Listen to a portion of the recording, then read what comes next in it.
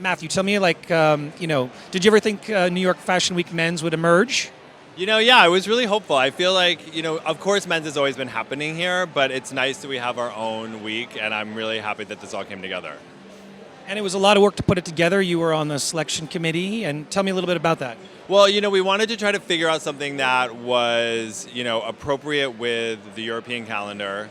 And so it was a lot of figuring out, and also with the buying calendar for all the stores and everything. So it was a process to figure out dates, but everyone was really into it. So we were all super supportive. So we were just trying to figure out the right thing that would work for everybody. Now, it's really great to be able to pull these shows, 40 shows, out of the women's calendar and really set them on their own. And it really gives them a great stage. Tell me, what are some of the shows that you're really looking forward to this week? I have to say, we just saw Public School, which is awesome. And then one of my other strong New York favorites always is Ducky Brown. I love what those guys are doing. I think it's super important. I think it's really relevant. And I can't wait to see that later today. Now, what do you think it is about Public School that's struck such a chord? Why is it so cool? I think it's because I think it's a really good reflection of how men are dressing now, especially like younger men. I think it's a really good mix of sportswear with beautiful tailored pieces. I think someone like me that's a little bit more traditional, there's excellent things in there for me. But then if you also want to push it a little bit, you can do a lot of the cool layering that they do. And I think it's a really nice sort of mix of different styles of clothing all put together.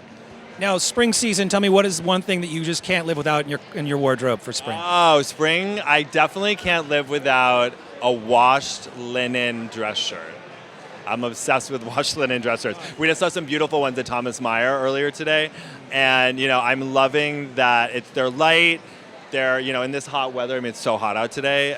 They're really breathable, but you still look put together. It's nice. Cool.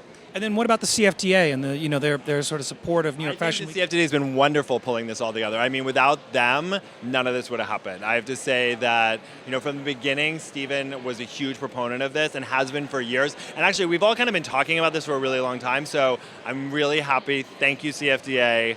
Thank you. So tell me a little bit about your job at Details. All right, one of the things I love the most about Details is how we creatively show and interpret the trends in menswear. I think we do a really good job of being on the forefront of what's happening, showing our guy who, our reader is someone that's like interested in art, interested in fashion, interested in, photography, culture, eating, working out, all that kind of stuff. So I think it's really nice to be able to curate for him what we're seeing every season and sort of giving it back to him in a really interesting and different way. And I think that's what we do best. So I love it.